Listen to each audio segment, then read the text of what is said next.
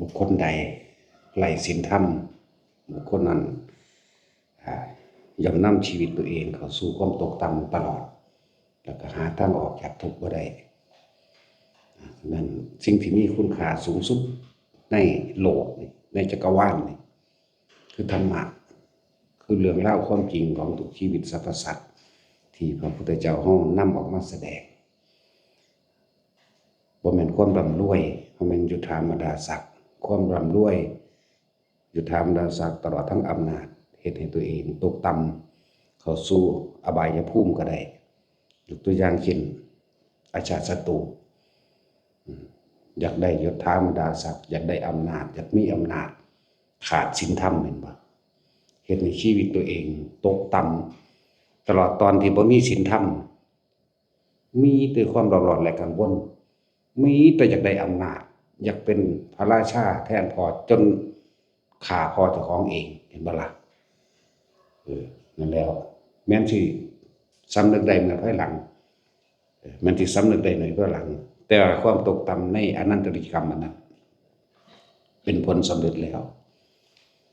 ที่มีชีวิตอยู่ได้เพราะสุขสบายแน่ก็อาศัยฟังธรรมพระพุทธเจ้าก็อาศัยเข้าหาพระพุทธเจ้าคบนักปราชญ์บัณฑิตบ่ล่ะจังพออยู่ได้จังเริ่มงดศึกสงครามเริ่มงดเข็นขาเริ่มงดนั่นนี่จนว่ากลับเข้ามาหันมาบำรุงพุทธศาสนาจนสิ้นชีวิตสุดท้ายแต่ว่าตายแล้วก็เป็นนรกมันธรรมดาเด้จึงบอกว่าบุคคลใดไร้ศีลธรรมชีวิตของบุคคลผู้นั้นย่อมตกต่ำหาทางออกจากทุกข์ไม่ได้ที่หาทางออกจากทุกข์บ่ได้เลยได้คนพวกนี้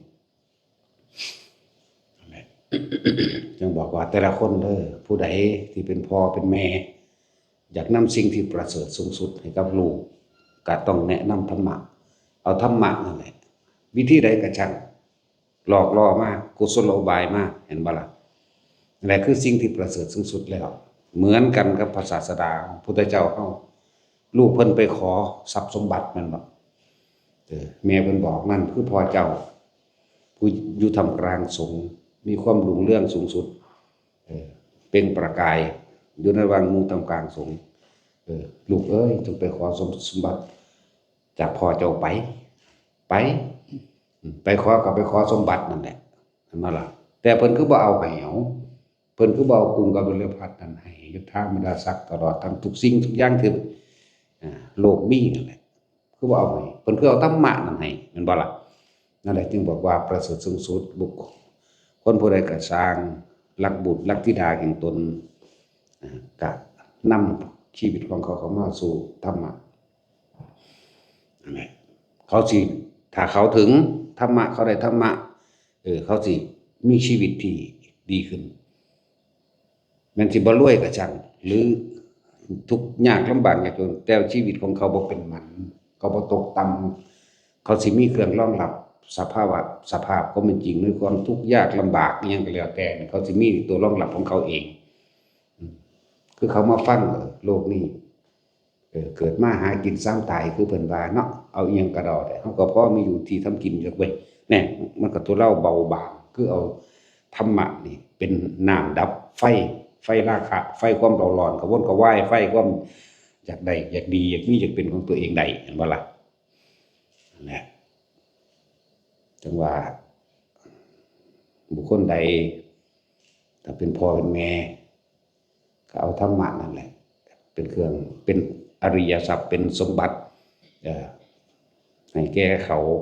เพราะเขาสิใช้ชีวิตตลอดไปจนถึงที่สุดคือพระนิพพานได้เริ่มต้นจากมีธรรมะแม่นบ่ล่ะเขาจังสิหาทางนั่นแหละถ้าฮักลูกไผก็ดีพ่อแม่ปู่ย่าตายายได้ก็ดีฮักลูกฮักหลานทำเท่านั้นเป็นของประเสริฐนอกนั้นก็แค่ว่าหาอยู่หากินไปแค่ซ้ำตายส่วนสมบัติทั้งหลายที่ว่านั้นบุคคลที่บ่มีคุณธรรมยิ่งรวยยิ่งมีอำนาจยิ่งทำชั่วช้าและเลวทรามใส่ตนเองเด้มันบ่ไปใส่เด้มันใส่ตนเองนี่เด้เหมือนราชาศัตรูนั่นแหละเห็นบ่ล่ะเหมือนเทวทัตนั่นแหละข นาดรวยในระดับนั้นแล้วก็เป็นในตระกูลกษัตริย์เหมือนกันก็ยังบ่พอเห็นบ่อยากได้ยิ่งขึ้นไปอีกจนมาทำลายพระพุทธเจ้า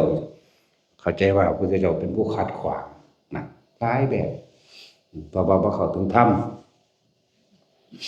นั่นแหละจังว่า แล้วลูกผู้ใดบุคคลที่มีความกตัญญูนี่ประเสริฐเข้าใจบ่นี่ลูกถ้าอยากตอบแทนบุญคุณพ่อแม่อันเป็นผู้มีคุณสูงสุดในชีวิตของเราเองก็ต้องเอาธรรมะนั่นแหละเป็นเครื่องตอบแทนบุญคุณพ่อแม่ถ้าพ่อแม่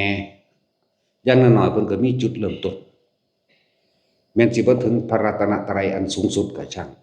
คือบ่อาจสามารถละเลิกเสื้อผีสางนางไม้เทวดาอินพรหมยมนาคหยังก็แล้วแต่ว่าเวลาสิตายมาจริงๆไม่แน่อย่างว่านี่อาจสิระลึกนึกถึงสิ่งที่ลูกพามาก็ได้พามาอย่างพามาฟังธรรมอย่างน้อยก็คิดถึงหลวงพ่อองค์นั้นหลวงปู่องค์นั้นหลวงตาองค์นั้นพระสงฆ์องค์นั้นมันสิตายจริงๆแล้วมันสิจิตมันสิแล่นหาเด้นั่นบ่ล่ะอันนี้คือยังบ่แน่แต่ว่าที่แน่ๆคือเขาละคลายความเชื่อจากสิ่งศักดิ์สิทธิ์เขาคลายออกจากจากสิ่งศักดิ์สิทธิ์เลิกเชื่อว่ามีสิ่งศักดิ์สิทธิ์โดนบันดาลเลิกเชื่อเลิกงามยังมีเลิกเชื่อเบิดเหลือแต่เฉพาะถือเอาพระพุทธเจ้าคือคำสั่งสอนของพระพุทธเจ้าเป็นเครื่องน้อมนำชีวิตถึงแม้ว่าจะไม่บรรลุโสดาสกิทาคากระชางพ้นจากอบายภูมิเข้าใจบ่นี่จังว่าพ้นเด้เทวดาหลายๆบางจำพวกเป็นพวกมักกินเหล้าพร้อมเป็นพวกลักยกเป็นพวกปล้นขี้ข่าก็มีเด้เป็นพวกที่นิสัยบ่ดีนั่นแหละหลอกลวงก็มีแต่บ่เคยเชื่อเรื่องงามอย่างดีบ่เคยเชื่อตะกี้เขาถือพระพรหมเป็นใหญ่เขาก็บ่ได้สนใจเรื่องพระพรหมเรื่องสิ่งศักดิ์สิทธิ์เขาบ่ได้เชื่อทั้งหลายแล้วนั่นเทพเจ้าทั้งหลายเขาบ่เชื่อจากบ่ล่ะนะครับปัจจุบันสุดท้ายนี่คือพวกอันเยเกกิพุทธังสรณังคัตตาเสนี่แหละนาเตขมิตสันติอปายภูมิงปหามะหายะมานุสังเทหังเทวะกยังปุปาริปุเรศสันตตินี่เขาเอาเองของเขาอยู่แล้วเยเกกิพุทธังสรณังคัตตาเสบุคคลทั้งหลายเหล่าใดเยนี่คือหลายบุคคลทั้งหลายเหล่าใดถึงแล้วซึ่งพระพุทธเจ้าว่าเป็นที่พึ่งอันประเสริฐสูงสุดบุคคลทั้งหลายเหล่านั้นย่อมห่างไกลจากอบายภูมินะเนี่ยขนาดพวกเขามันกินเหล้าอยู่ได้นี่เดี๋ยวนี้มันก็บ่ทันได้ไปไสดอกรู้จักบ่ล่ะมันก็ฟังอยู่นี่แหละพวกนั้นแล้วเวลาสิตายมันคิดถึงบางที่มันก็พุทธังสรณังคัจฉามิซื่อๆนี่เสร็จไปเลยสวรรค์ก็ไปเป็นเทพหมู่ยักษ์พวกนี้แหละพวกเขาทองอยู่นี่เห็นบ่นี่อินทกะทั้งหลายพวกอินทกะทั้งหลายลูกก็อินเขาว่าซื้อเป็นพันๆคนที่เขาไปนั่นน่ะจังว่าบางพวกที่มันตายสมัยเฮาอาจจะบ่ค่อยได้ยินปานใดนะโมพุทธัสสะนะโมพุทธัสสะนะโมพุทธัสสะตายซ้ำเข้าใจว่าล่ะไปสวรรค์เฉยเด้เมาเหล้าหรือเทวดาเต่าทองเอาเทวดาเต่าทองมันก็ยังอยู่ซุมื้อนี้เด้มันพอถ้าได้บรรลุหยังได้บักฮานี่ก็ได้เทวดาได้นี่ด่าอยู่นี่เมาเหล้าพูนแต่สมัยพระพุทธเจ้ากัสสปะพุ่นแม่มันสิไปหยังเขาแห่งานเฮ็ดบุญกฐินบัดนี้พอแต่เขาเจ้าเขาวัดแล้วเขาเจ้าเลิกเด้บ่แห่บ่ไปเติมก็ซุมื้อนี้ในวัดเด้ซุมื้อนี้โอ้ยพุ่นเอานักเต้นนักหยังไปโซ่หีโซ่ดาบในวัดนั่นบ่ล่ะเขาเจ้าแห่อยู่ไกลๆพุ่นเด้แล้วเขาเจ้าก็ปลดภาระว่างทั้งหลายแล้วนั่นถือเฉพาะของเป็นสังฆทานมื้อนี้มาเทวดานั่นเท่าทองนั่นน่ะมันบ่ม่วนจักบ่ล่ะเมื่อคนกูซั่นพูดว่ามันก็สิข้ามห้วยน้อยๆนึงดอกพอดีน้ำเครื่องแข็งนี่แหละพูนมันเป็นน็อกเดี๋ยวมันน็อกนอนสลบเหมือดอยู่ อีกฝากหนึงมันสิไปอยู่หัวดงปลายหน้ามันนั่นแหละมันไผครบมันดอกมันสิเฮ็ดแม่ยังหาตู้กินจนสงขาดเออแต่พอดีกับหมู่ภิกษุ30รูปนั่นเดินทางมาบ่จักทางไปจังใดเนาะเฮาบัดนี้นะบ่จักทางสิไปวัดอันนั้นสมัยพระพุทธเจ้ากัสสปะเด้นี่เว้าอยู่นี่บ่แม่นวัดเชตวันเด้นั่นแหละถามเพิ่นก็เลยถามโยมทางวัดพระศาสดาไปทางใดหูมันก็แว่วๆอยู่ว่าศาสดาเห็นบ่ความคิดความจำของมันนึกปุ๊บถึงพระพุทธเจ้าเลยเห็นภาพพระพุทธเจ้านั่งขม้ออยู่ท่ามกลางสงฆ์นั่งขม้ออยู่มันเลยเอาตีนชี้เอาเบิ่งดูนั่นพุ่นละความหมายมันพวกนี้มันติงบ่ได้แล้วบ่โตมันนี่มันนอกพระสงฆ์องค์นั้นก็เลยสังเกตตีนสี่ตีนไปทางพุ่นเด้ก็น้อยว่าเอาไปพุ่นละเฮาว่าซั่นเหม็นเหล้าว่ะหนีกันนี้แล้วเฮาสั่งมันกินเหล้าว่ะก็ไปล่ะมันตายแล้วมันตอนนั้นตีนสี่พุ่นละอย่างว่านี่ตีนมันสี่นั่นน่ะความจำสัญญามันจิตมันไปจำเห็นบ่ล่ะพุทธเจ้าพุ่นมันไปหูมาวาบขึ้นอยู่ในสวรรค์วิมานสันดาวดึงส์มีนางฟ้าเป็นบริวารอีก700สั่นโอ้ยจังไปมีแนวนั้นให้มันอยู่สาวบ่เฮ็ดหยังจักอย่างบักห่างเอ้ย นางฟ้านี่เกิดจากเนรมิตแล้วมันเป็นของมันเองพวกนั้นนิมมานรกายพวกนี้เป็นพวกเนรมิตเป็นขึ้นมาบ่แม่นคนไปดอกว่าไผสิไปมักมันเอาแต่แม่นคนอีหลีสิไปนำนี่แม่นบ่ซั่นไผสิไปมักมันไผสิอยากไปเป็นเมียมันนั่นแหละแต่นั้นมันเป็นเรื่องของบุญของเป็นเรื่องของนั้นของเป็นธรรมชาติอันนึงนะ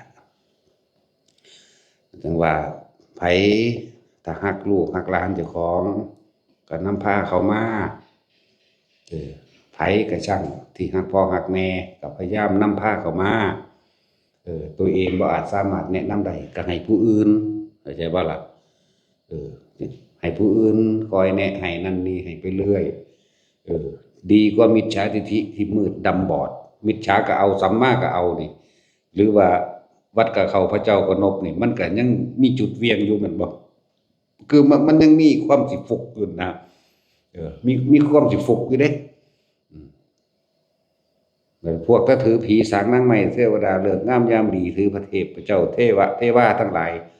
จังซั่นหน้าเดียวเด้พวกลงอบายเบิดเด้สิบอกให้ลงหน้าเดียวเลยอบายภูมิล้วนๆเดรัจฉานเปรตและสัตว์นรกล้วนๆจังซั่นแล้วคิดถึงสิ่งเหล่านั้นมันบ่ได้มีความสงบเย็นใจเด้พวกเฮาคิดดีๆเด้อ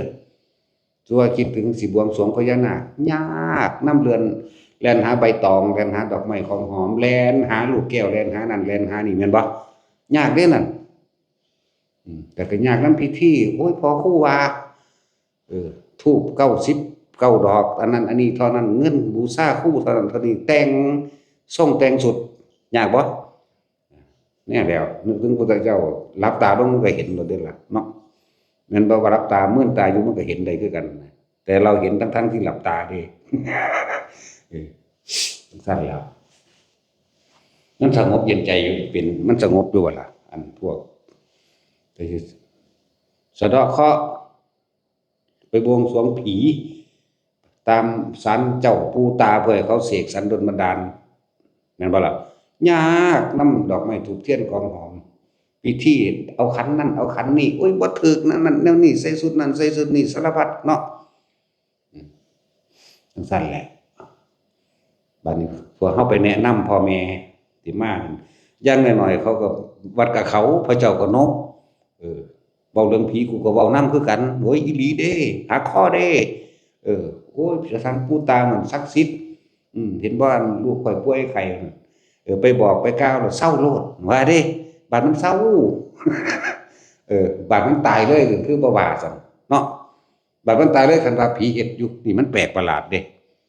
อุ้ยผีปู่ตามันหันเฮ็ดมันตัวผีหักคอมันไปข้ามห้องเหนียงเขามันไปขวางทางบันไดขึ้นเฮือนเขาแน่บัดแนวนี้คันก็ฮู้อยู่ก็สิไปถือไปก็เผาแม่งทิ่มก็บ่เป็นบ่สามันบ่มีเนาะ รถแท็กซี่เนี่ยนั่นแหละนั่นว่าพ่อแม่ไผที่ยังมีความเชื่อเรื่องสิ่งศักดิ์สิทธิ์เทวนิยมเลิกงามยามดียังก็แล้วแต่เข้าวัดมั่งบ่เข้าวัดมั่งวัดก็เข้าพระเจ้าก็นกผีก็เอาพญานาคก็ถือบ่แน่ฟุกพวกนี้ อาจฟุกได้แต่ว่าบุคคลใดที่ขึ้นชื่อว่านำพ่อแม่เขาอธิบายเหตุผลต่างๆให้เข้าใจดีแล้วเลิกละล้างออกจากความเชื่อทั้งหลายเหล่านั้นเลิกงามยามดีดูหมอดูดวงผีเจ้าสารหอเจ้าปู่ตาอย่างที่เข้าใจว่าเขาโดนบันดาลเลิกออกเบิดเลยนั่นคือมีพระรัตนไปเด่นพึงนั่นจะเป็นก้าวแรกแล้วก็มีแต่สิก้าวเข้าสู่ความประเสริฐความเจริญอย่างเดียวเข้าสู่ทางธรรมไปอย่างเดียวเขายังมีสิทธิ์ที่จะถึงพระนิพพานได้นั่นบ่ล่ะนั่นแหละคือเป็นต้นแรกก้าวแรกได้แล้วดีบ่แน่เด้ได้โสดาสิกะอนาคาฮอดอรหันต์พุ่นเด้แต่เฮาแนะนำนั่นแหละจังไว้ผู้ใดมีพ่อมีแม่อยู่ก็นำความรู้อันนี้ไปสั่งสอนไปแสดงให้ฟังหมู่พระเน้นเฮาก็ดีฝึกการทรงฌานเจริญฌานจะลืมว่าผู้ใดได้แล้วก็สร้างสิ่งนี้บ่หายตราบใดที่มีการเวียนว่ายตายเกิดมรรคะหมายถึงหนทางสิทธิหมายถึงความสำเร็จประโยชน์ฌานมรรคสิสันจะรักษาตกน้ำบ่ไหลตกไฟบ่ไหม้ที่ผู้เฒ่าเขาเจ้าเว้าตะกี้เห็นบ่ล่ะเมื่อเจอเหตุการณ์ที่เฮ็ดให้จวนตัวฌานที่เคยมีมาแล้วสิกลับขึ้นมาปกป้องเฮาเองความนึกความไวของจิตมันไวจังว่าล่ะบางทีแค่คือเคยเว้าเรื่อยๆอยู่เนาะเวลารถชนกันจวนตัวแล้วจิตยังบ่ได้สูดลมหายใจเข้าลึกๆกันไว้นั่นแหละฌานเพ่งจิตเป็นหนึ่งจังว่าปึ๊บเข้ามาโลดถ้าคนบ่ฝึกมันคิดถึงหม้องนี้บ่ได้เด้มันสิวีดวาดโวดวาดโวยวายฟูมไฟเห็นบ่แล้วว่าผู้ใดอยากเห็นการหยุดคิดได้สูดลมหายใจลึกๆแล้วกันไว้อย่าคิดเหลือบตาลงไปจมูกเรากั้นไว้ใจสิขาดจึงหายใจออกจึงหายใจเข้าเห็นว่าล่ะนี่ก็เป็นอีกวิธีนึงวิธีนี้ก็ได้มาจากหลวงปู่เทศรังสีจากบ่ล่ะจับรับมั่งกั้นลมหายใจมั่งถ้ามึงอยากเห็นความว่างมึงกั้นลมหายใจเด้อก็เฮ็ดเบิ่งแต่ว่ามันกั้นบ่ได้ตลอดที่มันสิตายนั่นแหละเป็นเคล็ดเป็นวิธีที่เพิ่นสอนเฮาก็เอาไปทดสอบทดลองเบิ่งบัดนี้เฮ็ดแล้วมันสิหยุดคิดได้ทั้งที่หายใจนี่แหละนี่ก็จังอีกวิธีนึงสอนเอาสิ่งทั้งหลายแล้วนั้นปกป้องคุ้มครองพ่อแม่เจ้าของได้ตลอดคือเฮาทดแทนได้ส่ำนั้นเขาเจ้าบ่รับเองนั่นบ่คือเฮาเอาทองให้เขาเจ้าบ่เอาเองแหมเนาะเห็นว่าแท็กซี่เขาเจ้าบ่เอาเองก็ซ่านแล้วเฮาให้แล้วก็ขึ้นชื่อว่านั่นแหละได้ตอบแทนอยู่ บ่แน่เด้ฝึกไปเรื่อยบ่ได้ว่ามากมายเริ่มจาก1อาทิตย์ก็ได้สำหรับพูดถึงว่าคนสิป่วยอยู่แล้วจักปานนี้เฮาไปเยี่ยมพ่อเยี่ยมแม่คนป่วยปู่ย่าตายายญาติก็ตามแนะนำเลยแนะนำแบบนี้เปิดธรรมะให้ฟังพร้อมแนะนำกันจับทรงฌานหรือจับลมหายใจให้เป็นพร้อมอยู่ไปคนมันสิตายแท้ๆคนมันเบิดที่พึ่งหมายถึงหมอก็สุดวิธีสุดปัญญาของหมอแล้วแม่นบ่ล่ะเบิดทุกวิธีกรรมที่ซอยอยู่ยันชีวิตแล้วกระแสเสียงธรรมที่ฟังไปใน 6-7 มื้อนั่นนี่เอาสั้นๆเอาระยะสั้นเลยได้นี่ใน6-7 มื้อมาปึ๊บพอสิตายสุดท้ายแล้วจิตมันสิยอมรับ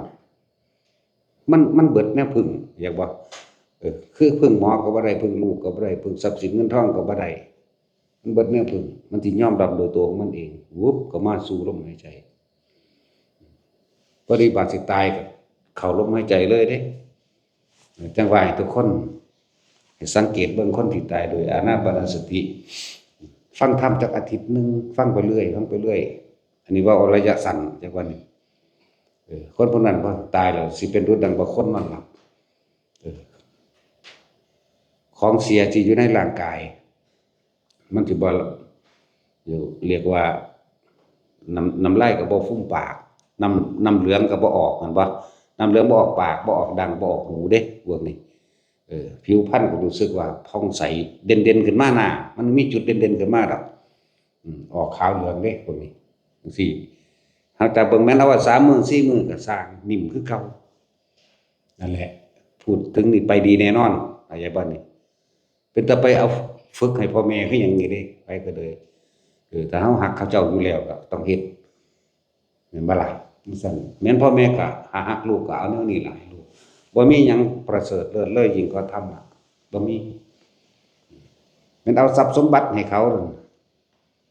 แต่ว่าเขาบ่มีธรรมะเขาก็ดีบ่ดีเอารวยก็สร้างนี่ใส่ความร่ำความรวยก็ไปข่มเหงรังแกผู้อื่นใช้ชีวิตไปในทางตกต่ำนี่น่ะโลกอาจสิยกย่องสรรเสริญว่าเจ้าโอ้ยเป็นนายกเห็นบ่เป็นนายกเป็นนั่นเป็นนี่ลูกน้องบริวารหลายแล้วเบิ่งในชีวิตมีแต่การโกงมีแต่การกินเหล้าเมายามีแต่อยากยกย่องสรรเสริญผู้ใดนินทาบ่ได้กูสูญแล้วกูสังขาเห็นบ่ล่ะนั่นแหละบ่ได้มีค่าอิหยังได้ทรัพย์สมบัติทั้งหลายเหล่านั้นมันบ่ได้ช่วยป้องกันนรกได้บ่ได้ช่วยป้องกันเปรตสัตว์เดรัจฉานได้เด้แม่นบ่ล่ะมันบ่ได้ป้องกันชีวิตมีแต่ตกลมลงสู่ที่ต่ำอบายชีวิตมีแต่ความเดินทางเข้าสู่ความเศร้าหมองเดินทางเข้าสู่ความทุกข์หาที่สุดที่ประมาณบ่ได้อีกเลยแต่มันได้ลงไปแล้วนั่นโอ้ยมันบ่ธรรมดาเด้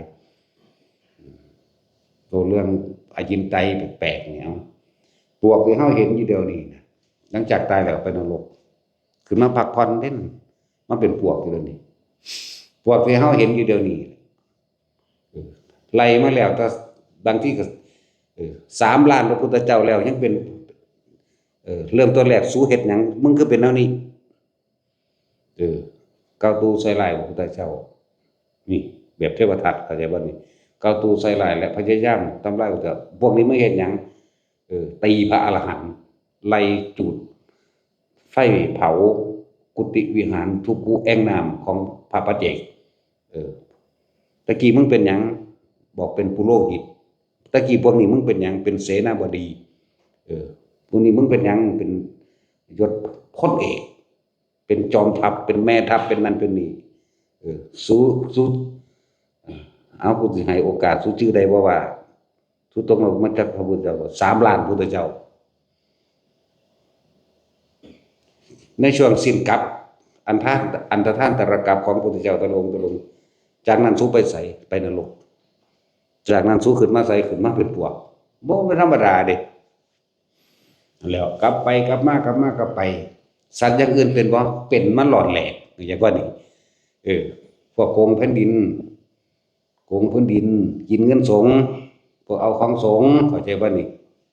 โอ้บ่ธรรมดาเด้นี่ตาตัวเป็น3 ล้านพุทธเจ้าบ่ทันเบิดอยู่บางชาติก็ไปเป็นเสือก็ไปกินกระต่ายไปกัดกระต่ายไปกัดนั่นนี่เห็นบ่ล่ะเขาก็บาปคือเก่าได้นั่นน่ะบ่แม่นได้ว่ามันบ่บาปบางชาติไปเป็นงัวเป็นควายไปลักกินของเขามาไล่มาตีส้นเจ้าของตายก็มีลงไปอีกนี่แหละมันสิสลับอยู่ตอนมันเป็นเดรัจฉานก็สลับไปสลับมานี่จังว่าเฮาก็ว่าเป็นแต่ละตนอยู่ดอกแต่ว่าเฮาไปเบิ่งต้นเหตุของกรรมแล้วสมควรแล้วนะสมควรแล้วเพราะใจของพระพุทธเจ้าบริสุทธิ์เหลือเกินอย่างว่าบ่มีหยังสิเทียบได้นะพระอรหันต์พระปัจเจกบริสุทธิ์เหลือเกินแม้กระทั่งความเมตตาของพระโพธิสัตว์บริสุทธิ์เหลือเกินในความเมตตาอย่างว่านั่นซั่นแหละผมบ่เพิ่นจะไปแตกเด้ เป็นจังซั่นแต่เฮาบ่รู้ว่าผู้ใดเป็นพระโพธิสัตว์เฮาบ่รู้ว่าไผเป็นอรหันต์เนาะทางที่ดีนั่นเฝ้าดูตัวเองดีกว่าบ่ต้องไปใส่ร้ายก้าวตูบ่ต้องไปจับผิดบ่ต้องไปไล่ไผหรอกคนทั้งหลายแล้วนี่บ่ได้เฮ็ดบ่ได้เดือดร้อนเสียชีวิตและทรัพย์สินเด้แม่นบ่ล่ะมีแต่ซอยโลกช่วยเหลือด้วยความเมตตาช่วยเหลือด้วยความมีความปรารถนาเดียวแค่สำเร็จสัพพัญญุตญาณเท่านั้นเองพระโพธิสัตว์ก็เลยเพื่อสิลื้อคนเอาหมู่สัตว์ทั้งหลาย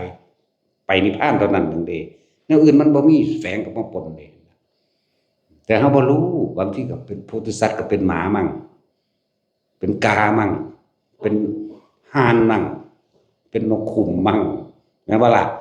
เออเป็นช้างเป็นเสือเป็นแมวเป็นอีเห็นเป็นกระต่ายเป็นนกพิราบนกอีจูนกแขกเต่านกเขา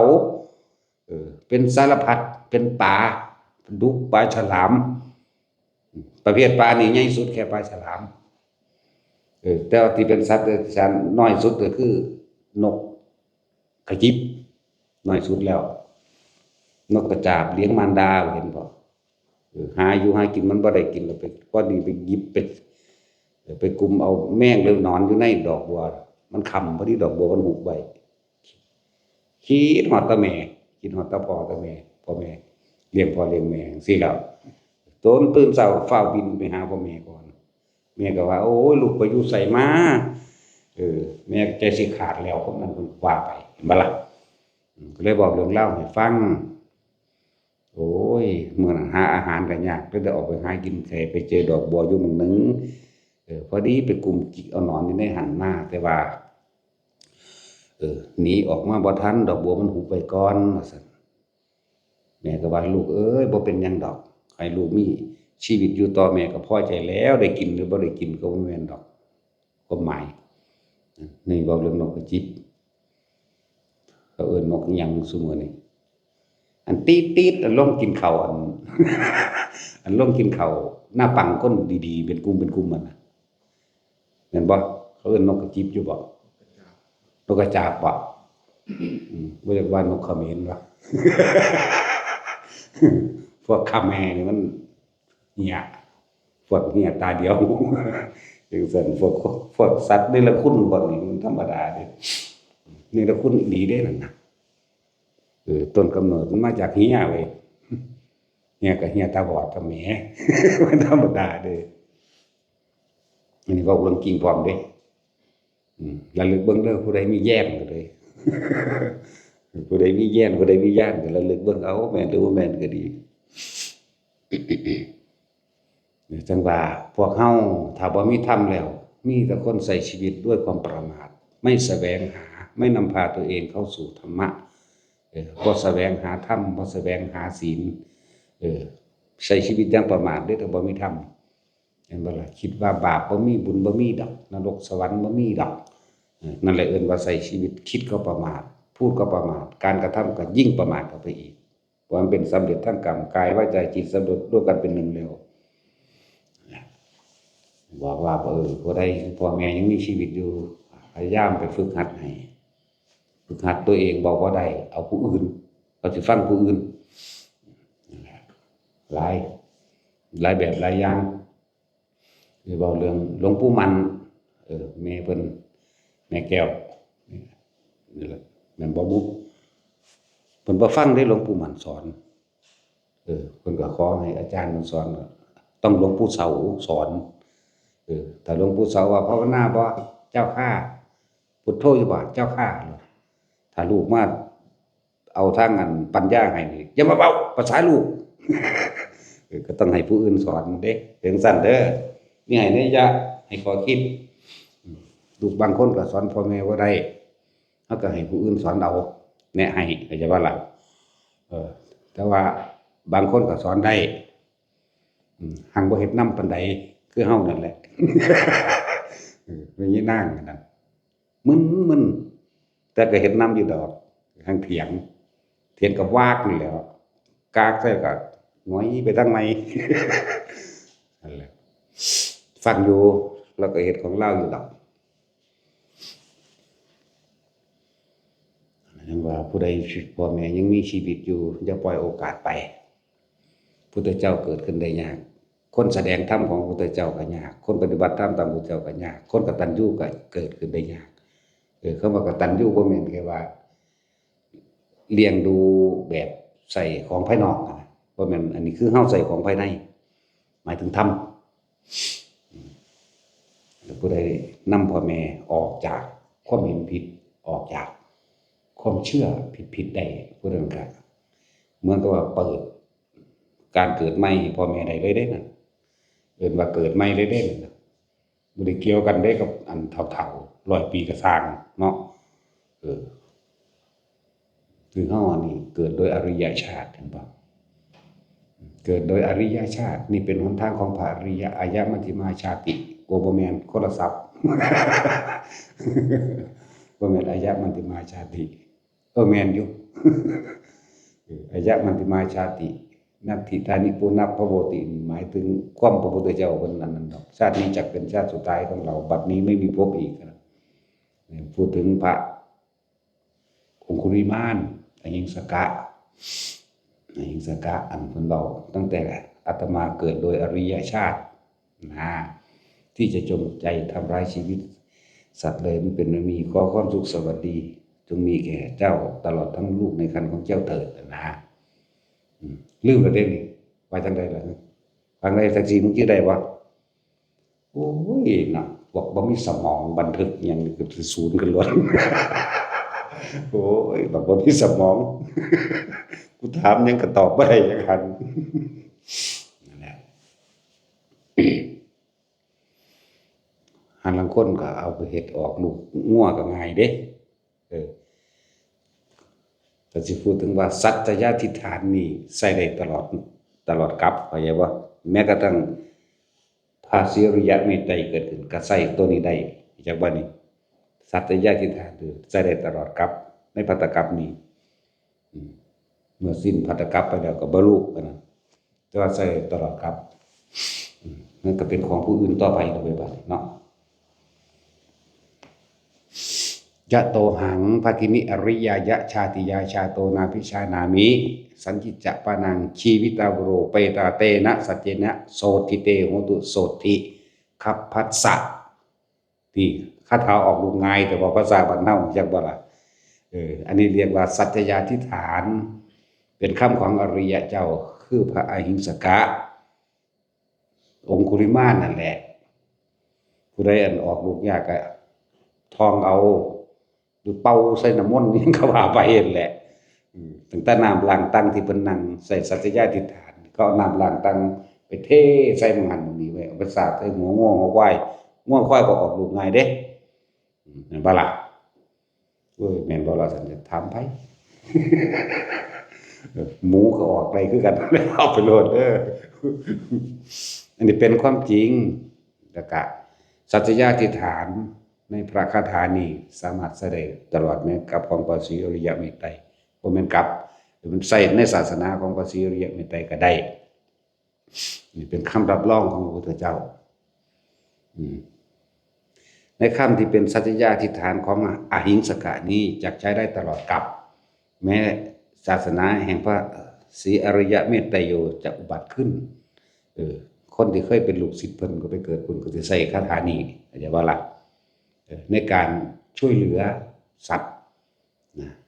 มันเป็นสัจจยาธิฐานเด้เป็นความหวังดีนั่นแหละ ตั้งแต่อาตมาบวชเข้ามาในศาสนานี้ที่แปลมันก็เข้าใจง่ายๆเนาะนี่ตั้งแต่อาตมาบวชเข้ามาในศาสนานี้ความคิดที่จะเบียดเบียนทำร้ายบุคคลผู้ใดให้เสียชีวิตและทรัพย์สินตลอดทั้งมนุษย์คนและสัตว์ทั้งหลายเหล่านั้นเป็นไม่มีด้วยสัจจยาธิฐานแห่งอาตมานี้ขอลูกในครรภ์ของน้องหญิงตลอดทั้งน้องหญิงจงปลอดภัยด้วยเถิดพอตัดสินคำปุ๊บแว่ออกมาเลยนะเกิดมาถูกแมงยังพวกนั้นก็เลยนั่นแหละจังซี่นี่คือเฮาแปลแบบทับศัพท์เพื่อเกิดความเข้าใจแปลออกจากความรู้สึกที่ว่าเป็นแบบนั้น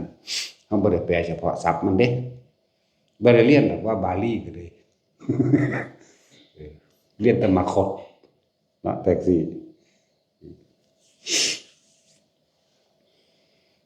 ผู้ใด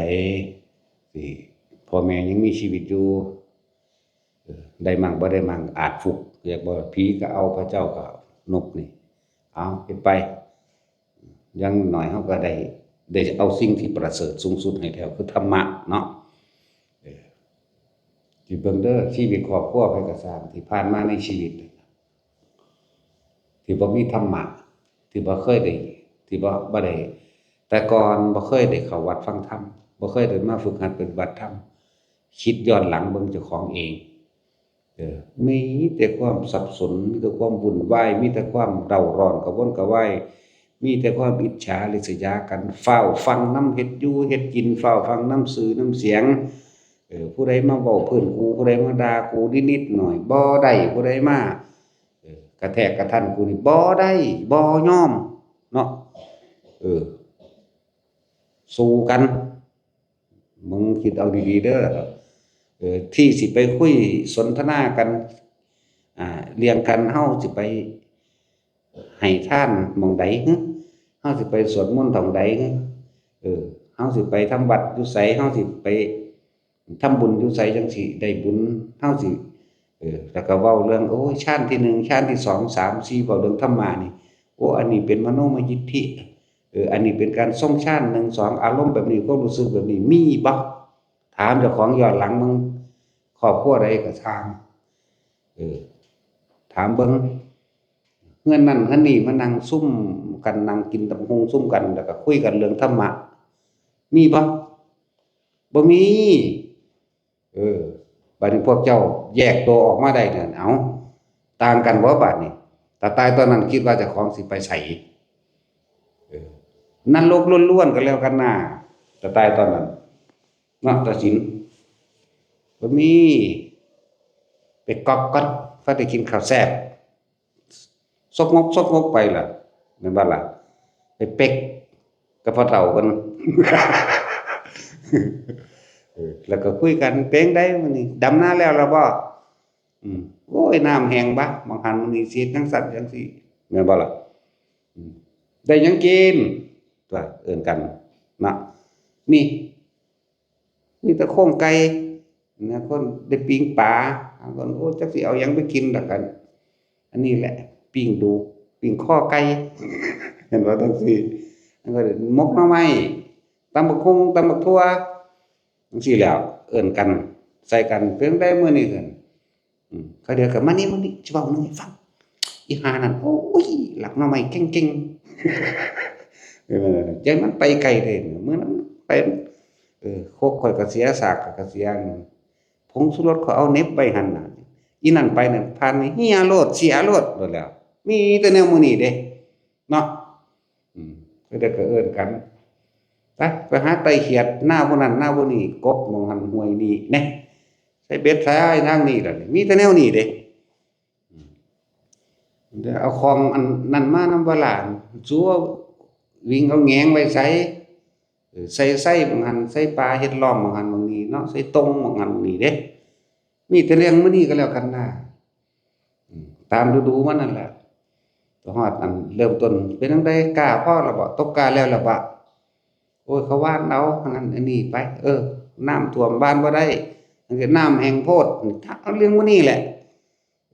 แล้วก็เว้าเรื่องเป็นได้จ้างรถเขาไปว่าโอ้ยเล่นโตคือหยังนี่ตัวมันมีแล้วเนาะ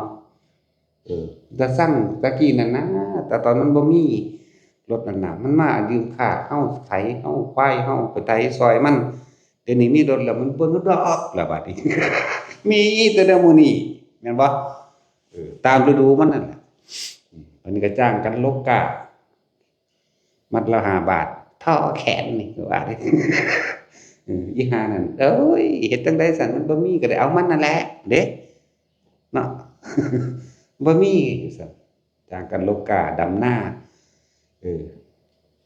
ถ้าเฮ็ดเป็นมัดนั่นเอามันก็เต็มที่อยู่แล้วแต่ว่ามัดน้อยเนาะมัดละ5 บาทต่อเคียงกิ้วนี่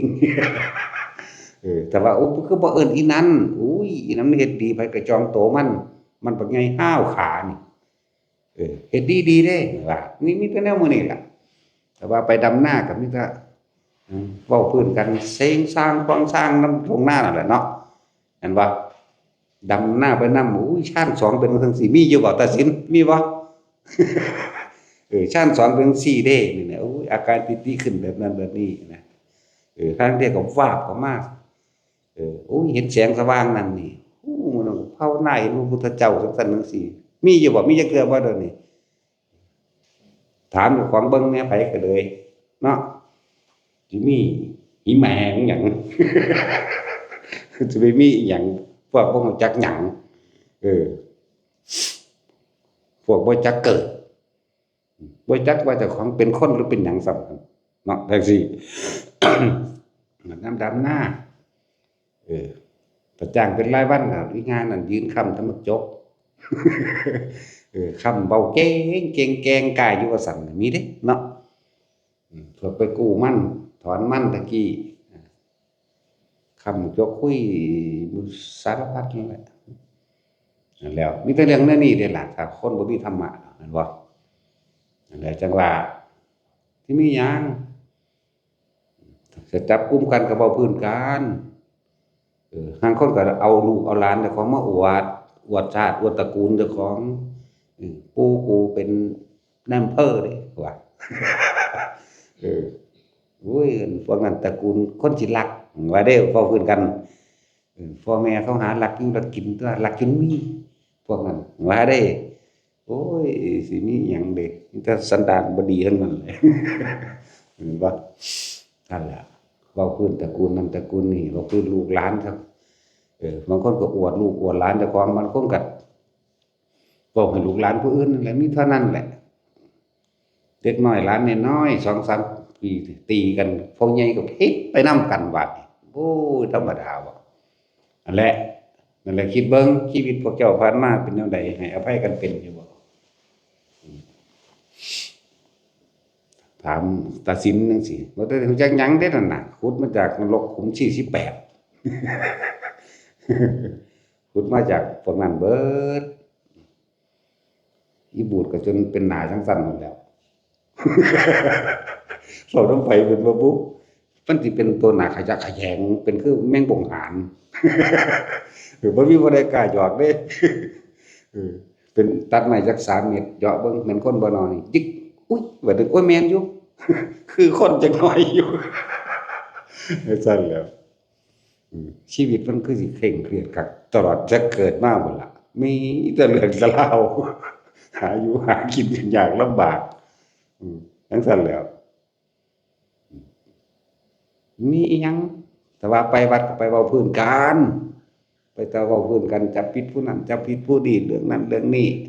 แล้วก็ขอตะพึดตะพื้อไปยังผีไปยังเปรตเนาะไปยังเปรตตัวว่าแต่ท่านยังเข้าขอร่ำขอรวยขอได้ผัวหล่อๆมื้อนั้น ธรรมดาบ่ซั่นแหล้วโอ้ชีวิตมันเป็นตาเหลือตนอยู่ มีแต่แนวยากๆจนว่าหน้ายากเท่าเดี๋ยวนี้ล่ะ ทั้งปูทั้งยากชีวิตมันลำบากก็เป็นตาเหลือตนอยู่ดอกผู้ใดสู้บ่ได้เด้ เว้าหยอกก็เป็นเว้าไห้เด้เขาเว้าหยอกจังซี่ปุ๊บกึ้งใส่เขาเฮ็ดตาสิเงียงใส่อยู่เด้ เลยเป็นแบบนี้ล่ะหน้าตาก็เลยบ่เป็นตาเข้าไก่เด้ระวังดีปัวใส่โดดแล้ว นั่นแหละเป็นตาเหลือตนดอกก็เหลือตนมันนั่นแหละ ชีวิตหาความสุขบ่ได้บ่รู้จักเด้นั่นน่ะหมกมุ่นอยู่ในกองทุกข์แต่ว่าเจ้าของมีความสุขบ่แม่นตัวนี้แล้วสิมีจอบก็สิเมียนผู้นั้นเมียนผู้นี้ หาก็ยิ้มบางปี2 ปีนี่นึงเด้บ่ธรรมดาเด้ พวกนี้นั่นแหละคิดเบิ่งเด้อแต่ชีวิตผ่านมานี่แม่นอยู่บ่ล่ะฮอดยามเก็บเห็ดก็แล่นเก็บเห็ดแย่งกันก็เว้าพื้นกันอีห่านี่กูจองไว้แล้วก็ว่าเด้ หม่องเพิ่นเคยเห็นก็เอาก่อนว่าอีนั่นเอาก่อน อีนี่เอาก่อนเฮ้ยสิเป็นตาสั่งบ่เฮ้ยธรรมดาเป็นจังซั่นแหละนั่นแหละชีวิตที่บ่มีธรรมะชีวิตที่บ่มีคุณธรรมนำครอบครัวเป็นแบบนั้นมีแต่เรื่องซีเรียสใส่กันเด้ฮู้อยู่บ่อันตายไปจังซั่นแล้วมันสิไปจังไดเนาะแล้วบ่มีหม้องวางจิตวางใจบ่มีหม้องปลงเอาอิหยังซะเลยมีแต่จังไดตั้งแต่ตื่นขึ้นคิดแต่เรื่องสิไปหาเงินหาทองหาได้หาดีมีเป็นคิดแต่เรื่องสั่งผู้นั้นไปผู้นี้แต่จะไปหาผู้นั้นผู้เฮาพอใจก็คือมีผลประโยชน์ไปคิดถึงตั้งแต่ตื่นขึ้นพุ่นล่ะไปเห็นกันแล้วก็คุยกันอีกเรื่องนึงไปเด้จนเฒ่ามานอนก็นอนคิดคุยกัน อุ้มอิ่มเรื่องนั้นเรื่องนี้ไปหาผู้นั้นไปหาผู้นี้ไปเอานั้นอยู่หั่นอันนี้อยู่นี่ฮอดยามหาเห็ดก็คุยกันสิเรื่องไปหาเห็ดดีบ่ดีก็หมอแปดใส่หัวไต่เห็ดอีกพุ่นน่ะมันบ่ธรรมดาเดะโอ้ยสาหากินซ้ำตายกระดอกกระเดือแต่คนนี่เนาะบ่แท็กซี่สิเบิ่งแนวไปหยังพระพุทธเจ้าเฮารวยกว่าหมู่เด้เพิ่นคือทิ่มได้วะเพราะเพิ่นเห็นความจริงเนาะขุมทอง4ขุมนี่ขุมละโยชน์เด้กว้างลึกและยาว16กิโลใน4ขุมเป็นสหชาติเกิดพร้อมพระพุทธเจ้าเฮานะหักเอาคือไปเก็บเอาแทงหนึงป๊อกมันเกิดขึ้นปุ๊บทันทีเลยแล้วนั่นแล้วเขาเจ้าสังสมมาขนาดนั้นเนี่ยแล้วจังว่าเขาเจ้าก็ทิ่มได้พวกเฮามีอีหยังเฮาเลี้ยวบ่เห็นเลยได้ว่าสมบัติเฮาอยู่ไสนั่นล่ะเพิ่นนั่นน่ะ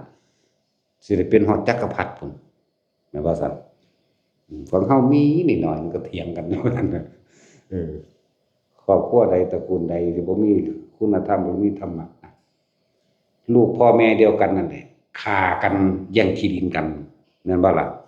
สู้กันเอาเป็นเอาตายเด้กับผู้อื่นนี่ย้านแต่ว่ากับเอื้อยน้องเจ้าของนี่อ้ายเอื้อยเจ้าของสู้กันคือเอาข้อขาดมันได้บ่ธรรมดาเด้เนาะแม่นบ่ล่ะบ่มีผู้ใดมาฆ่าเฮาได้ปานใดซ้ำพี่น้องเจ้าของฆ่ากันเองหรอกบ่มีมันธรรมดาแย่งกันประหัตประหารกันตอนเป็นเด็กน้อยอยู่นำกันฮักกันอยู่เด้พอแต่ไปเป็นผัวเป็นเมียไผมันแบบเอาละบาดนี่เป็นคนใหม่แล้วเป็นศัตรูคู่อาฆาตแค้นกันไปเลยเด้ถึงกับฆ่ากันได้แย่งกันโอ้ยภาษาเพราะฉะนั้นหนึ่งเนาะนั่นแหละจึงบอกว่าครอบครัวใดที่บ่มีธรรมะบ่มีหม้องพักใจความคิดนี่หาที่พักบ่ได้ใจนี่ใช้ที่พักบ่ได้มีแต่ความเร่าร้อนกระวนกระวายในความอยากได้อยากดีอยากมีอยากเป็นนั่นนี่เห็นเขาได้ดีกว่าก็อิจฉาริษยานำมาคุยกันในพี่น้องในลูกหลานในเขตสั่งเขาก็มีถ้าว่าเขาไปหาเงินหาทองได้มาทางนั้นน่ะร่ำรวยแน่เฮ็ดหยังใครจะบ้าล่ะไว้เด้จักจริงบ่จริงก็บ่รู้ล่ะแต่ใครจะบ้าค่าของเถื่อนลักมามีไปจังซั่นเด้เลยซึมซาบให้ลูกเต้าหลานฝังไปในแนวจังซั่นเนาะนั่นแหละไผฮักพ่อฮักแม่ก็ธรรมะน่ะประเสริฐสูงสุดแล้วหนทางชีวิตของเขาเจ้าต่อไปในภายภาคหน้าก็มีสู่สุคติโลกสวรรค์พรหมโลกตลอดทั้งถึงปณิพพานได้บ่แม่นว่าแตศาสตร์นี้แม้นว่าเขาบ่ถึงเขาก็สิได้เริ่มต้นเหมือนกับคนเพิ่งเกิดจักว่านั่นแหละเกิดโดยธรรมคนละอย่างกันเด้ไผฮักลูกฮักหลานก็นำเขามาตัวนำเขามาฟังนำเขามาฝึกหัดมาปฏิบัติแทรกซึมไปเลยคบกับคนเช่นใดอุปนิสัยสันดานก็คอยเวียงไปหาบุคคลเช่นนั้นคนมีเมตตาคนให้ทานคนหยังก็ว่าไปเขาจะคอยแทรกซึมเอาเองดอกอุปนิสัยอันนั้นแหละเพิ่นจังห้ามบ่ให้คบคนพาลนั่นบ่ล่ะคบคนพาลสันดานหยาบคือเทวทัตนี่อาชาติศัตรูนั่นว่าจนว่าฆ่าพ่อเจ้าของได้แม่ก็จนตอมใจไปนำธรรมดาเด้ แม่ก็ตอมใจนำเด้นั่นน่ะสิไปขอสถาปนาตัวเองเป็นกษัตริย์ไปขอพรกับแม่สาปแช่งซ้ำจังซั่นแล้วแม่ว่าสิบ่เคยกล่าวคำหลายๆกับลูกให้ได้ยินใส่หูนี่ได้กล่าวเลยในมื้อนั้นนี่ธรรมดามันเป็นมาแต่ในท้องพุ่นเด้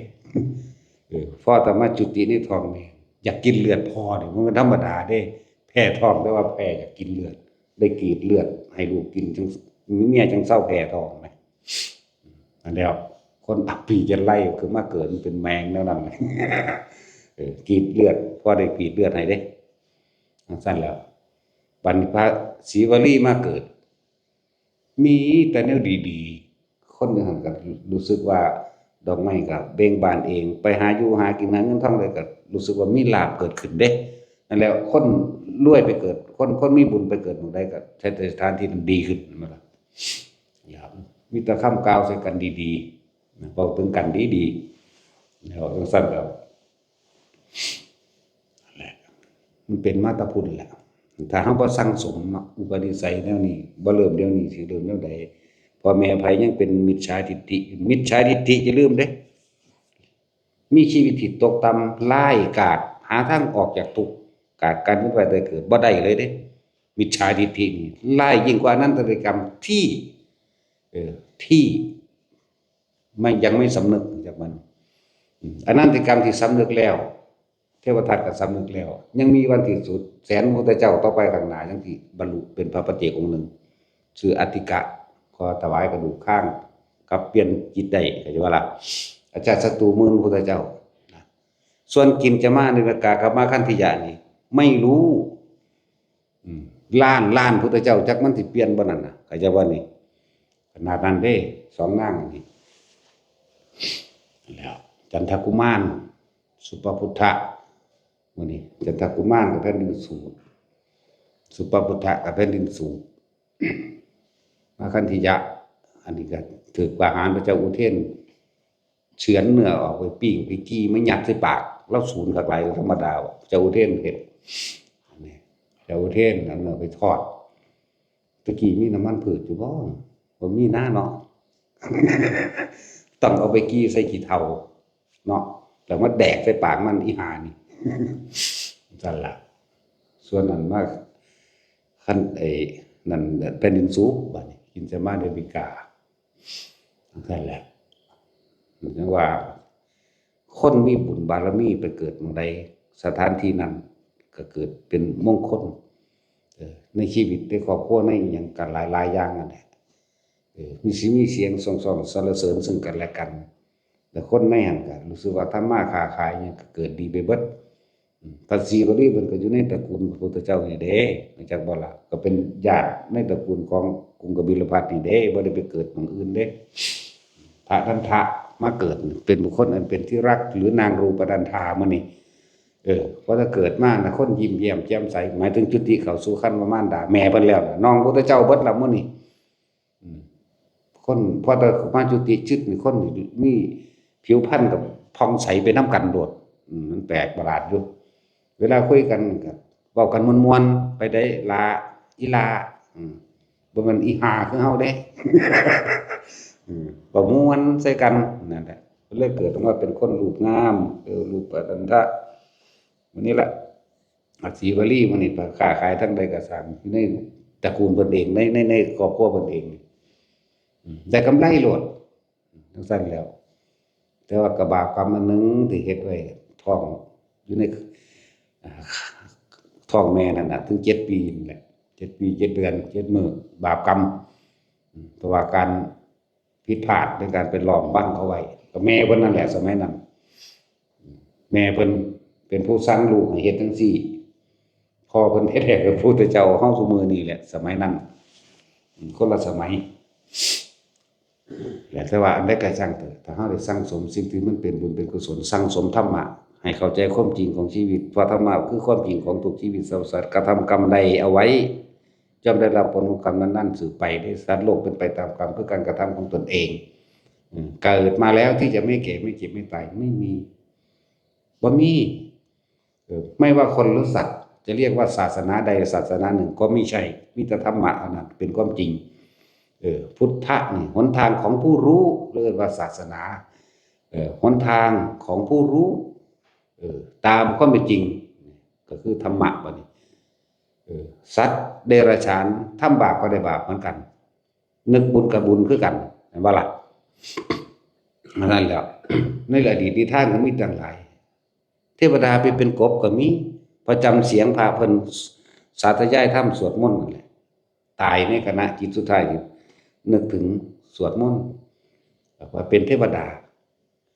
หมาโคสกะเทพบุตรผู้ประกาศท่านบุญเฮาสากลสมมุติว่าโคศกมาจากไสภาษามาคตบาลีเบิดได้นี่โคศกก็มาจากโฆษณาผู้เป่าประกาศแม่นบ่ล่ะผ ผู้ประกาศข่าวคือหมานี่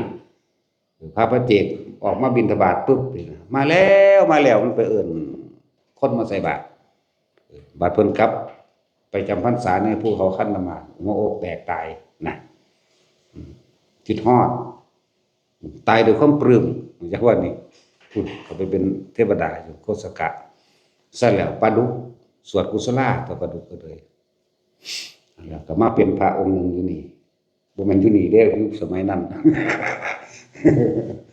อยู่นี่ยังบ่แล้วขี้ฝอยว่าต้องไหนแต่ว่าสั่งสมไว้เถอะเฮาก็สิถึงใจช้าแต่ว่าเฮาก็ค่อยๆเดินทางเข้าสู่ที่สูง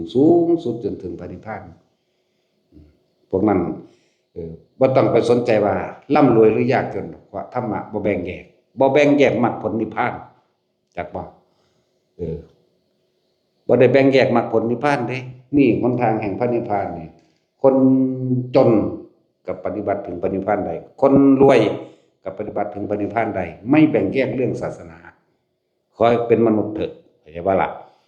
สมบูรณ์ด้วยสติปัญญาเหมือนกันเพียงแต่ว่าบ่มาฝึกหัดบ่มาฝึกฝนตนเองเท่านั้นนั่นแหละธรรมะบ่เคยแบ่งแยกทำบาปกับลงนรกเหมือนกันศาสนาใดก็สร้างบ่ได้เกี่ยวคำว่าศาสนาแต่ว่าเว้าเรื่องศาสนาซื่อๆศาสนาใดก็สร้างทำบาปก็ไปตามโลกโลดถ้าศาสนาที่พวกถือเทวานิยมทั้งหลายมีความเชื่อว่าพระเจ้าเป็นผู้ดลบันดาลสิ่งศักดิ์สิทธิ์ดลบันดาลนั่นแหละแค่นี้ก็คิดบ่ออกบ่ถ้ามันดลบันดาลได้จริงนั่นน่ะคือบ่เฮ็ดให้บ่มีสงครามเป็นหยังคือบ่ให้พระเจ้าดลบันดาลให้หายออกจากสงครามความอดอยากแห้งแล้งความมีโรคความอุทกภัยน้ำท่วมความไฟไหม้ความล่มของเขาหังล่มหลายบัดนี้เนาะล่มพวกเขามันเป็นล่มสลาตันเด้สื่อศัพท์ภาษามคธสมัยนั้นล่มสลาตันมันมีอยู่แล้วตะกี้ก็เลยล่มหัวกุดใหญ่ทอร์นาโดนั่นน่ะซุมื้อทอร์นาโดนั่นน่ะพัดคนตายได้นั่นน่ะมีมาแตะเก่าพุ่นเป็นหยังคือบ่ให้พวกเขาเสกให้มันหรือดลบันดาลบ่ให้มีสงครามบ่ให้มีแผ่นดินถล่มบ่ให้มีน้ำท่วมบ่มีฟ้าผ่าบ่ให้มีโรคบ่มีความอดอยากและแห้งแล้งบ่มีคนพิการบ่มีคนหูหนวกบ่เจ็บบ่ไข้บ่ปวดบ่ป่วยเป็นหยังคือบ่มีเป็นหยังคือบ่ดลบันดาลถ้ามันมีนั่นล่ะนั่นแหละมันต่างกันเด้อว่านี่พุทธะเนี่ยรู้ตามความเป็นจริงได้บัดทั้งหลายนี่ล้วนแล้วแต่เกิดขึ้นจากการกระทำของเฮาเองสัตว์โลกเคยเป็นไปตามกรรมแบบนี้พวกเจ้าเคยมีความสมรู้ร่วมคิดนำกันแบบใดก็ไปเกิดนำกันธาตุเสียย่อมไหลเข้าสู่ธาตุเสียหมายถึงความรู้ที่เสียความรู้ที่เป็นมิจฉาย่อมไหลไปเข้าไปสู่มิจฉาเหมือนกันอะไรประเทศไทยเฮาโชคดีขนาดใดแล้วมีการฝึกหัดปฏิบัติธรรมหลายอย่างในภัยพิบัติรอดได้โดยพระอริยเจ้าผู้ทรงฌานผู้มีฤทธิ์มีเดชจักวันมันแปลกประหลาดว่าซั่นลมพายุใหญ่มากวือๆมานี่เขาคาดคะเนว่าต้อง3มื้อแล้วว่าเพิ่นนึกซื่อๆไปทางใหม่พุ่นไปบางคนบ่มีศีลธรรมมันก็ไปได้ล่ะซั่นแล้วผู้เพิ่นมีฤทธิ์มีเดชอยากว่าล่ะหลายอย่างอยู่เด้อแผ่นดินแทนที่สิถล่มลงใหญ่ๆนี่ยุบลงหน่อยๆก็ได้แน่ไปจังซั่นแล้วอันนี้เป็นอจินไตยบ่เป็นแต่ความคิดดอกเพิ่นเฮ็ดได้เฮาเฮ็ดบ่ได้แต่เฮาพอรู้อยู่ว่ามันเป็นเพราะว่าฤทธิ์แห่งอริยะทั้งหลายผู้เพิ่นมีความเมตตาสูงสุดเอาชีวิตแลกก็ได้เพื่อบ่ให้คนตายเข้าใจว่าล่ะนั่นแหละเป็นจังซั่นแทนที่แผ่นดินสิถล่มอย่างใหญ่น้ำสิท่วมคนตายบักหลายๆคือเขาก็บ่แม่นของเขาเจ้ามันเป็นธรรมดาเด้เนาะตายเป็นพันแต่ว่าฟ้าผ่าก็บ่เป็นตาย้านคืออย่างนี้เนาะแผ่นดินถล่มก็ถล่มเบิดบ้านเบิดเมืองเอาโลดแต่ว่าแห้งแล้งอดอยากเห็นทั้งแอฟริกาเอธิโอเปียแม่งวันเจาะน้ำดังน้ำปากตาจืดเปื่อยอยู่สั่นอดหิวโซ่นั่นแหละพวกธาตุเสียย่อมไหลเข้าสู่ธาตุเสียเฮาเหลียวเบิ่งในปัจจุบันนี่น่าสงสารเนาะเดี๋ยวโตนสะเทือนเข้ามาในหัวใจโอ้ยเนาะนี่มันสะเทือนเด้ บ่อยากให้เห็นกูบ่อยากเห็นความอดอยากแข็งแรงกูบ่อยากเห็นคนฆ่ากันบ่อยากเห็นความอดอยากแข็งแรงบ่อยากเห็นน้ำท่วมบ่อยากเห็นภัยพิบัติบ่อยากเห็นคนป่วยเป็นโรคบ่อยากเห็นเลยบ่อยากมีนั่นแหละจังซั่นแล้วถ้ากูโดนบันดาลได้เห็นบ่นี่เขาคิดกูสิเฮ็ดให้คนเสมอกันเบิดบ่มีผู้ใดทุกข์บ่มีผู้ใดเจ็บปวดป่วยจักคนเลยพู้นแหล้วแต่ว่านี่มันบ่เป็นไปถ้าธรรมะคือธรรมชาติย่อมมีความเกิดขึ้นมีความตั้งอยู่มีความดับไปเป็นธรรมดานี่คือเฮาก็เข้าใจธรรมชาติมันก็ว่างลงกับกรรมที่เขาไปเป็นประสบเหตุเพศภัยพิบัติโดยโลกโดยความอดอยากแห้งแล้งเพราะว่าเขากระทำเองเฮาลึกเข้าไปเบิ่งว่าต้นเหตุแห่งกรรมของเขาทำกรรมอันใดไว้ก็เข้าไปรู้แล้วก็อ๋อก็ต้องว่างลงสัตว์โลกเป็นไปตามกรรมเขาก็ผ่านพ่อพระพุทธเจ้ามาหลายพระองค์เหมือนกันแต่ว่าเขาบ่สามารถที่เปลี่ยนมิจฉาเป็นความเห็นผิดของเขาได้เขาก็เลยต้องเป็นไปตามนั้นไปเกิดร่วมกันทั้งที่แผ่นดินของเขาก็อุดมสมบูรณ์เด้ทั้งเอธิโอเปียบ่ลุ่มน้ำอิหยังก็ป่าใหญ่ๆนั่นอเมซอนบ่น้ำเมซอนบุ้ยอาหารอุดมสมบูรณ์คือหยังแต่ว่าบ่มีปัญญาเพราะว่าหยังความเชื่อมีอิทธิพลกดทับความกล้าความสามารถหรือความเห็นต่างๆกดทับไว้บ่ให้ไปพลิกปืนบ่ให้ไปขุดดินเพื่อปลูกของเห็นบ่นี่ย่านแผ่นดินปีนนี่คือความเชื่อพระเจ้าจะพิโรธพระเจ้าสิดลบันดาลให้แผ่นดินถล่มแผ่นดินปีนจะบัด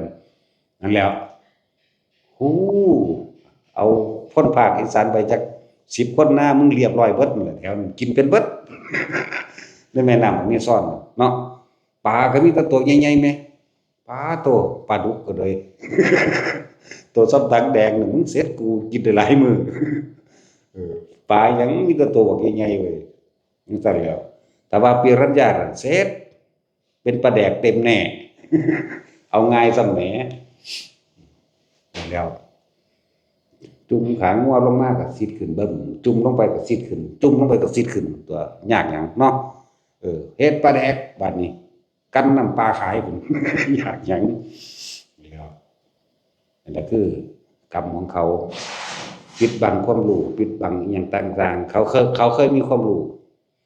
เขาเคยเป็นปุโรหิตเขาเคยเป็นอีหยังที่เกี่ยวกับในพุทธศาสนาแต่ว่าโดยความอิจฉาโดยความรู้โดยความบ่รู้ของเขาเองโดยความหลายอย่างแหละที่ว่าเรื่องจังซี่มันเยอะเพิ่นเขาก็เลยต้องถูกจำแนกแยกออกไปบางพวกก็ไปอยู่ในทะเลทรายแห้งแล้งแห้งแล้งถ้าน้ำท่วมก็ท่วมคักๆถ้าพายุก็พายุคักๆแต่ว่าในณสถานที่ใดประเทศที่ใดปฏิรูปประเทศสวาโสจะอยู่ในประเทศอันสมควรจำเป็นมงคลอันสูงสุดปฏิรูปประเทศสวาโสจะปุเพจักขะอุปตานิเอตัมมังคลมุตตมังบุคคลผู้มีธรรมเด้จังสิเข้าไปอยู่สู่ประเทศอันสมควรที่เป็นที่ประดิษฐานของผู้ทรงศีลทรงธรรมได้กระทำกรรมร่วมกันโดยมีความสมรู้ร่วมคิดร่วมกันในการสร้างกุศลกรรมจึงได้เข้ามาร่วมกันนี้เองก็มาอยู่นี่และประเทศไทยเฮานี่แหละมีพระอริยะเจ้าหลายจักวัดพระอรหันต์พระอนาคาพระโสดาสกิทาคามีอยู่ในนี่แหละในประเทศของเฮาเองนั่นแหละจังว่าฤทธิ์แห่งอริยะบ่มีเสื่อมก็แล้วกันใช่ป่ะล่ะฤทธิ์อริยะหรือบุคคลผู้ทรงฌานจังซี่เขาเจ้าก็สามารถปกป้องได้ก็เพราะใส่บุญกุศลตัวเองใส่สิ่งเหล่านี้ภัยพิบัติมันจังบ่เกิดแบบรุนแรงแบบขนาดนั้นแต่ว่าสงครามก็บ่ได้หนักคือเขาเจ้าเห็นบ่เบิ่งสงครามจากหยังฮามัสเนาะประเทศทางซาอุแต่ละอันแต่ละประเทศแต่ละมันเป็นยุคๆช่วงๆคือดอกคือเขาสัตว์ดำมันบ่หมุนเบิดบาดเบิดเมืองจนเท่าเดี๋ยวนี้ก็ยังหาความเจริญบ่ทันได้หมุนเบิดนะประเทศซาอุบ่ประเทศเยรูซาเล็มประเทศเลบานอนมื้อนี้หมุนเบิดบัดนี้เบิ่งรัสเซียกับยูเครนบัดนี้นี่จังซี่แล้วก็อีหยังอีกล่ะหลายโพดเนาะอีหยังเนี่ยประเทศยังฟูฟีกานาไมายเยอะแยะมีแต่ความอดอยากแห้งแล้งมีแต่สงครามตันตลอดเลยเห็นบ่น่ะหยังล่ะคือคนดำๆนั่นน่ะ สู้กันเป็นตะได้20 ปี30 ปีจนถึง80 ปีเลยนั่นแหละจังซั่นแหละพวกโจรสลัดนี่ยังอยู่ประเทศหยังล่ะโจรสลัดหลายๆดังๆแล้วจังซั่นแหล้วนั่นแหละบาปกรรมอืมไล่พระสงฆ์องค์เจ้าทำลายผู้ทรงศีลไล่พระปัจเจกหรือข่มขู่ข่มเหงทำลายหลายๆอย่างเกี่ยวกับพวกทรงศีลทรงธรรมที่เขาทำลายจึงบอกว่าพวกเขานั่นน่ะเรียกว่าเป็นผู้ทำบุญไว้ในการก่อนไว้ดีแล้วปุเพจักกตปุญญาตาเมื่อทำบุญไว้ในการก่อนแล้วอัตตสัมมาปณิทิจะตั้งตนไว้โดยธรรมตามก็ไม่จริงตั้งตนไว้โดยธรรมใส่ชีวิตโดยชอบธรรมตามธรรมปุเพกับปฏิรูปประเทศสวาโสจักบัดนี้จึงมาเกิดในประเทศอันสมควรเพราะการกระทำโดยกรรมของตัวเองคือธรรมะนี่แหละนำพวกเฮามาเป็นแบบนี้ครับเอาหลายๆหม่องเขาน้ำท่วมเฮาบ่ท่วมเนาะนี่แล้วหลายๆหม่องบางที่ก็อดอยากเฮาบ่อดอยากทรัพยากรในประเทศของเฮานี่ครบเบิดทุกแนวมีแต่แนวแสบๆเนาะจะไปเงินหลายภาษามักแอปเปิ้ลจางจุยโรยอยู่สู่มักละมุดเฮาก็บ่ได้เนาะบ่ได้ซอยเพิ่มมักละมุดเด้บ่ซั่นโอ้ยมักยังปลาดุกนี่มันแซ่บตัวบักยังปลาดุกมักก้นคกพวกนี้เอาแม่ไปเงินมักแอปเปิ้ลเอ้ยจุยโรยอยู่แซ่บจังนิดเนาะไปหาอันนิยมนิยมหยังภาษาของเขาซำนั้นมันละมุดมันกินกับข้าวอะไรอยู่ตัวซั่นแล้วครบเบิดทุกอย่างเลยอาหารของพวกเขาเอ้ามักทุเรียนก็มีในประเทศไทยเฮานี่แหละประเทศอื่นมีส่ำใดเดี๋ยวนี้บ่ค่อยมีเด้น่ะมักน้ำหนามนี่แล้วก็มักเขียบใหญ่เดี๋ยวนี้มันพูดมันไปเจริญอยู่ประเทศจีนอีบูดมึงบ่เห็นสมักหมี่นี่ไปหามาเด้อไปฟันถิ่มของกูอีห่านี่ก็เลยกูก็คิดต่ออยู่กูเลยได้ไปซื้อต้นละ100เอาโลดปอไปซื้อมาต้นละ100พุ่นก็มาใส่ปุ๋ยใส่ฝุ่นใหญ่ๆนี่สมักหมี่ใหญ่พุ่นเด้โอ้เฮ็ดจั่งใดกูสิได้มันประเทศจีนพุ่นนั่นล่ะมาเขียบใหญ่เขาเรียกน้อยหนาหนามนี่เขาก็บ่ได้เอิ้นว่าทุเรียนน้ำดอกมาเขียบมันโอดอกนั่นแต่ว่ามันมีสรรพคุณหลายอย่างอย่างว่านั่นแหละมีตั้งหลายอย่างกล้วยในกล้วยนวลจังซี่ประเทศอื่นมีคือเฮาบ่เด้อนี่เนาะมักต้องแรงมันนี่เขามีอยู่บ่วะมักข้าวสารมักดันต่ำมื้อนั้นเพิ่นนี่มีเด้ของเฮามีเบิดครบทุกชนิดเด้นั่นแล้วจังซั่นแล้วจังว่ามันสมบูรณ์คักแล้วในประเทศไทยเพราะด้วยธรรมกษัตริย์เฮาก็ทรงธรรมเอาว่าซั่นเจ้าฟ้าพระมหากษัตริย์เฮาสร้างแผ่นดินนี่สร้างมาโดยธรรมเด้ถ้าบ่มีธรรมะเป็นศูนย์รวมจิตใจเพื่อเกิดความต่อสู้รักษาไว้พระเจ้าตากประกาศในการปูชาติชีวิตนี้สละชีวิตนี้แผ่นดินนี้สร้างไว้เป็นพุทธบูชาเด้เดี๋ยวบ่ล่ะเดี๋ยวเอาสมาทาน